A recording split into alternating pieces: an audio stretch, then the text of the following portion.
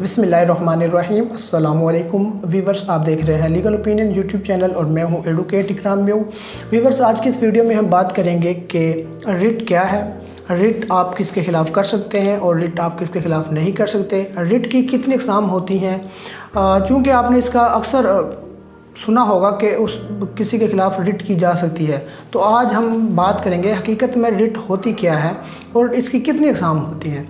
तो सबसे पहले हम बात कर लेते हैं कि आप रिट किसके ख़िलाफ़ नहीं कर सकते।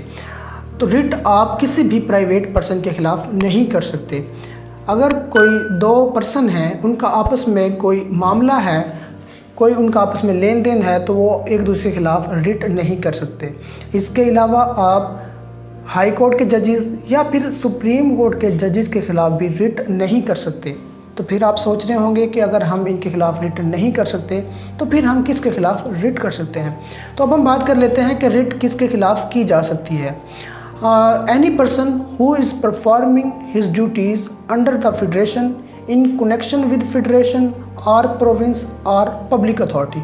कोई भी बंदा जो कि फेडरेशन के अंडर काम कर रहा हो, फेडरेशन के लिए काम कर रहा हो, प्रोविंस के लिए काम कर रहा हो या फिर पब्लिक अथॉरिटी के लिए काम कर रहा हो, उसके ख़िलाफ़ रिट की जा सकती है।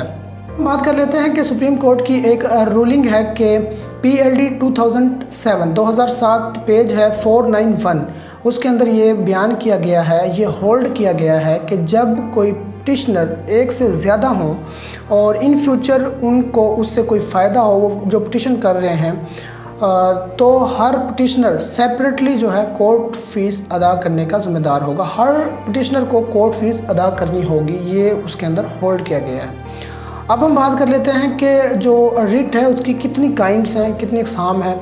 तो रिट की काइंड्स जो हैं वो 5 हैं, जिनमें सबसे पहले है रिट ऑफ हैबियस कॉर्पस। इसका मतलब ये है कि you may have the body. अब हम बात कर लेते हैं कि हैबियस कॉर्पस क्या होती है। हैबियस कॉर्पस में आता है कि जब कोई पुलिस ऑफिसर किसी बंदे को इलीगली डिटेन कर लेता है या कोई प्राइवेट पर्सन किसी भी बंदे को इलीगली डिटेन कर लेता है, उसको किसी जगह पर बंद कर देता है, उसको जो है बंद कर देता है किसी जगह के ऊपर, या पुलिस ऑफिसर जो है अक्सर होता रहता है कि पुलिस जो है किसी बंदे को जो है नामालूम जगह पर ले जाते हैं, वहाँ पर उसको डिटेन कर लेते हैं, उसको जो है बंद कर देते हैं। तो फिर आप अपने बंदे को छुड़वाने के लिए जो है हाई कोर्ट के अंदर रिट करते हैं, writ of habeas corpus. Court जो है पुलिस मुतलका जो पुलिस होती है उसको है डायरेक्शंस देती है कि जनाब आप इस बंदे को जो है प्रोड्यूस करें और उसको जो है कोर्ट के सामने पेश करें। अगर वो बंदा इलीगली डिटेन हुआ होगा तो कोर्ट ऑर्डर देगी कि इस बंदे को जो है छोड़ दिया जाए, तो फिर कोर्ट उस बंदे को छोड़ देती है। अब हम बात कर लेते हैं रिट नंबर 2 की, writ of prohibition. Prohibition means to stop.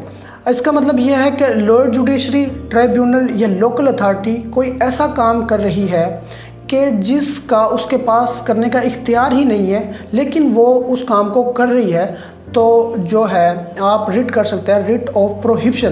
Prohibition means to stop, कि आप उसको रोक सकते हैं कि जनाब ये काम करने का आपके पास इख्तियार नहीं है, तो आप ये काम नहीं कर सकते, बराए मेहरबानी इसको रोक दें। इसको हम आम अल्फाज में स्टे ऑर्डर भी बोलते हैं कि जनाब आप किसी चीज़ के ऊपर जो स्टे ऑर्डर ले लिया कि जनाब ये आप काम नहीं कर सकते, इसको हम बोलते हैं रिट ऑफ प्रोहिबिशन। अब हम बात करते हैं रिट नंबर 3 की। रिट नंबर 3 को हम बोलते हैं रिट ऑफ मैंडामस, कि जब भी कोई बंदा या जो है लोअर जुडिशरी किसी काम को करने के लिए ज़िम्मेदार होती है, लेकिन वो उस काम को ड्यूटी बाउंड होती है, लेकिन वो उस काम को, उस ड्यूटी को परफॉर्म नहीं कर रही, उस अपने फरीज़ा जो उसको सौंपा होता है उसको अदा नहीं कर रहे, तो उसके ख़िलाफ़ जो रिट ऑफ मैंडामस की जो है रिट की जा सकती है कि you are duty bound to do this but you are not doing this, कि आप इस काम को करने के लिए ड्यूटी बाउंड है, लेकिन आप इस काम को क्यों नहीं कर रहे, आप इस काम को नहीं कर रहे, तो उनके खिलाफ हम रिट ऑफ मैंडामस की जो है रिट करते हैं। अब हम बात करते हैं रिट नंबर 4। रिट नंबर 4 को हम रिट ऑफ कोवरंटो बोलते हैं कि रिट कोवरंटो क्या है कि जब कोई बंदा या कोई ऑफिसर अपने ऑफिस के अंदर बैठा हुआ है, अपनी चेयर के ऊपर ड्यूटी अंजाम दे रहा है, किसी बंदे को लगता है कि जनाब ये जो बंदा इस जगह पर बैठा है ये इलीगली बैठा है, ये इस चेयर के ऊपर, इस पोजीशन के ऊपर नहीं बैठ सकता, या वो उसे पूछता है कि आप किस लिहाज से, किस इस पोजीशन के ऊपर किस वजह से बैठे हैं, आपको किसने जो है डायरेक्शन दी है यहाँ पर बैठने के लिए, उस बंदे को लगता है कि वो जो है इलीगली उस पोजीशन के ऊपर बैठा है, तो वहाँ पर जो है रिट ऑफ को वारंटो की जाती है हाई कोर्ट के अंदर। तो फिर उसको जो है फर्दर जो लीगली कार्रवाई होगी वो उसके ऊपर की जाएगी। तो इसके लिए हम आपको अगर इस किस्म के मसाइल हैं तो आप रिट ऑफ कोवरेंटो कर सकते हैं। रिट नंबर 5 को हम रिट ऑफ शरारे भी कहते हैं। अब बात करते हैं कि रिट ऑफ शरारे कहाँ की जाती है। रिट ऑफ शरारे वहाँ की जाती है जिधर किसी ऑर्डर को नल एंड वाइड करार दिया जा सके, जो है जुडिशल ऑर्डर हो, कुज़ाई जुडिशल ऑर्डर हो या फिर ट्राइब्यूनल का कोई ऑर्डर हो, उसको अगर जो है नल एंड वाइड करार देना हो तो आप हाई कोर्ट के अंदर चैलेंज करेंगे कि जनाब ये ऑर्डर प्रॉपर नहीं है या फिर इलीगल है, तो हाई कोर्ट रिट इशू करेगा। दोस्तों इसमें मेन डिफरेंस ये है कि आप जो है ऑर्डर होने के बाद पहुंचते हैं कि जनाब ये ऑर्डर प्रॉपर नहीं है, इलीगल है, इसलिए इसको नल एंड वाइड करार दिया जाए। कोई भी ऑर्डर जो है जुडिशल ऑर्डर हो, कुज़ाई जुडिशल ऑर्डर हो, उसको जो नल एंड वाइड करार दिया जाए तो फिर हाई कोर्ट एक रिट इशू करती है उससे रिलेटेड।